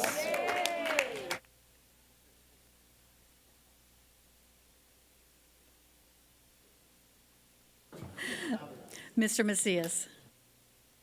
Yes, I think a few months ago I had mentioned that I wanted to go to D.C. with the chamber when they flew out there. Turned out it was too expensive, so I decided not to go there because it was just too costly. But I ended up going to Galveston with Ms. Conoyer to the governance camp, and that was extremely insightful. It sort of grounds you when you see some of the best practices that are discussed that your district is already doing. And so I was really pleased to see some of the things that we've done with the advisory committee, with teacher task force. But it also reminds me of the things that we could improve on. And so there were some sessions there that talked about capturing greater engagement from different employee groups like custodial staff and like transportation, and just trying to give them a greater voice, because ultimately our employees just want to be heard. So kind of just rehashing and hearing that was very positive. And then I wanted to give a shout out that I'm really late in doing, but it's been a busy time of year. But in December, we did have the Wagner athletic team come out and mentor students on the West Side. And they were working with students with my nonprofit. And so they picked my nonprofit, they wanted to come, and they shared stories about how they maneuvered through bullying, how they dealt with being left out. And so it was really a combination of students from different sides of the town that really kind of could resonate and understand. And I was really proud of the Wagner students. And me, I'm a big photographer, but I'm so busy doing my work that I missed that photograph of everyone. So I've not been able to give Coach Crawford and the Wagner students a shout out, but I really did appreciate them being out there. Thank you. Mr. Salinas? Well, I'm pretty sure Mr. Macias learned a lot. He always is very enthusiastic about going and learning. And I'm the same way, but I couldn't make it. I attended the Converse Council meeting last night. I thought the Coronado Town Hall was conducted very professionally by Dr. Fields and his staff, and that was great. The group felt very happy afterwards, and thank you, sir, for getting those people the information they wanted. Thank you. Ms. Eaton? Madam President, I've just been tied up in trying to get prom outfits and shoes for gentlemen and ladies, so that's all I've been doing right now.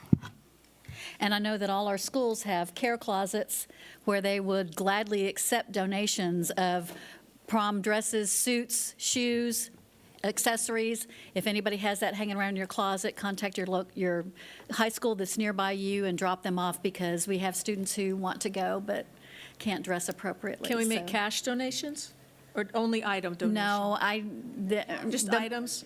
Yeah, the money's a different thing. No one's going to want my old dress. And so, for myself, I attended, as Mr. Macias said, I attended the conference in Galveston, and Dr. Fields, I'll make an appointment with you to come and share a couple of things that I learned.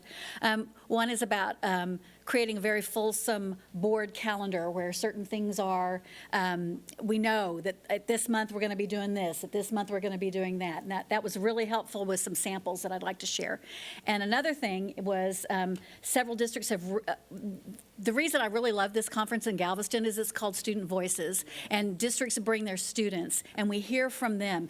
Dr. Cabrera took his students one year, and we heard from them in terms of journalism. So this is the one that I really enjoy going to.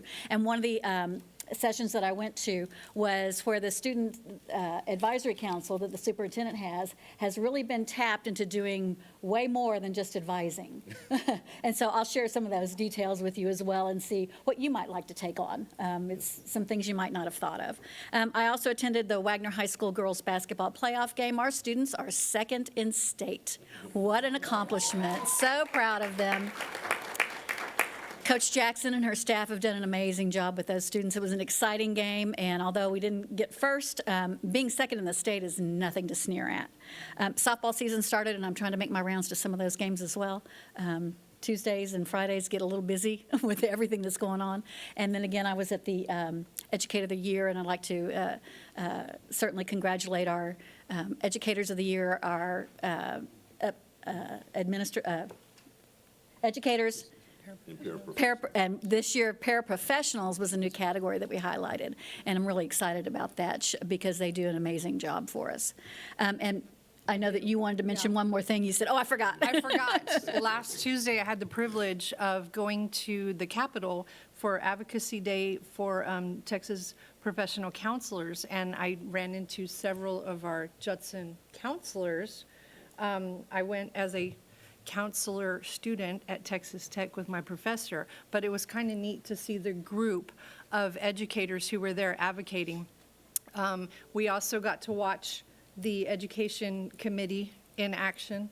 Yeah, that's all I'm going to say. That's all I'm going to say. All right, thank you all. So our next item is adjourning into closed session pursuant to the following sections of the Texas Open Meetings Act. Pursuant to Texas Government Code Section 551.074, discussing personnel, the personnel report and updates including new hires, resignations, and administrative appointments. Pursuant to Sections 551.074 and 551.071 Texas Government Code, attorney consultation with legal counsel and discussion regarding voiding of probationary contract of district employee and options concerning termination of employee's employment and legal matters regarding voiding of contract. Pursuant to Texas Government Code Section 551.074, discussing personnel and contract renewal lists for certified teachers, nurses, librarians, and counselors for the 2025-2026 school year. Pursuant to Texas Government Code Section 551.074, discussing contract renewal lists for campus and district office certified administrators for the 2025-2026 school year. Pursuant to Section 551.071 of the Texas Government Code, consultation with the district's attorney concerning legal issues related to pending litigation in the matter Alton Crane v. Judson ISD et al., case number 524-CV00626-XR-RBF in the United States District Court for the Western District of Texas. Pursuant to Texas Government Code Section 551.071 and 551.074, consider and discuss superintendent evaluation, and pursuant to Texas Government Code Section 551.074, discussion regarding board member duties, roles, and responsibilities. We'll be adjourning into closed session. The time is now 7:58.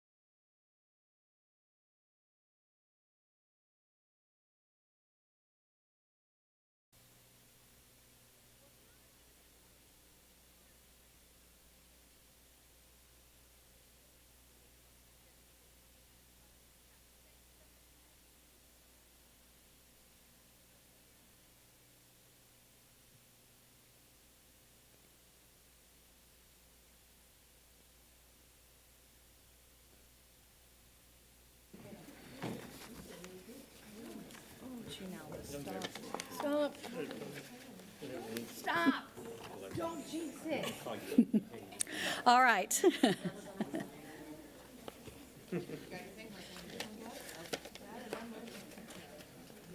Where is my? Need my script. All right. The board will now reconvene in open session. The time is 9:32 p.m. No final action, decision, or vote was taken while the board was in closed session. Referring to item 9A, consider and take possible action regarding the personnel report and updates, including new hires, resignations, and administrative appointments. Do I have a motion? No. I move that we approve the personnel report and updates as discussed in closed session. There's a tie on that second. I'm going to give it to Mr. Macias. So let me go ahead and vote, please. This is 9A. Motion passes 7-0. Item B, consider and take possible action regarding voiding of probationary contract of district employee and termination of employees' employment with district. I move that the board vote to declare the contract of Terrence Tisdale void pursuant to Texas Education Code, Section 21.003A. I further move that we instruct the superintendent to provide notice to Mr. Tisdale of the decision by the board that the contract is void due to lack of certification. I further move that the superintendent terminate the employee effective immediately. Second. Motion by Ms. Faulkner, second by Ms. Stanford. Go ahead and vote, please.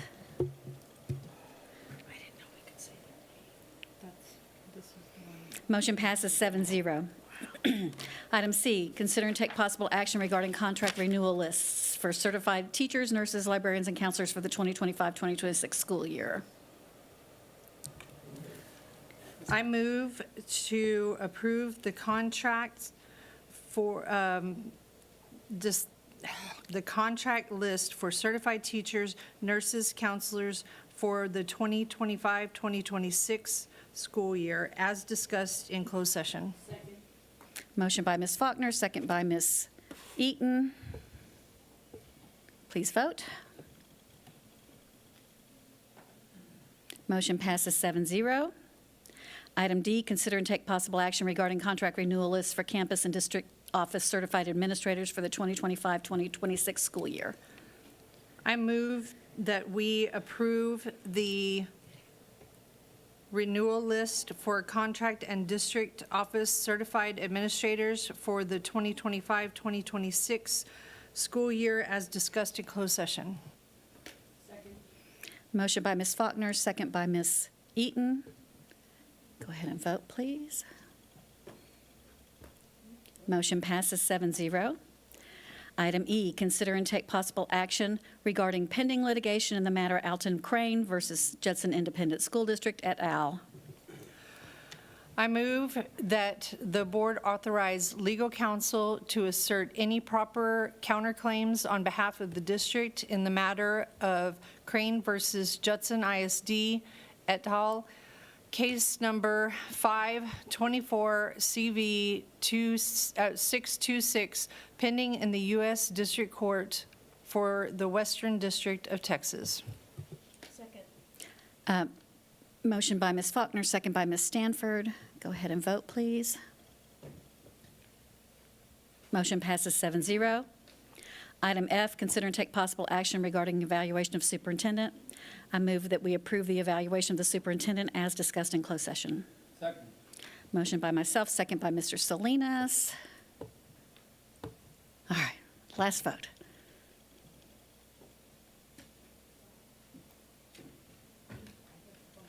Salinas. Motion passes 6-1. There being no further business, this meeting is adjourned at 9:37 p.m.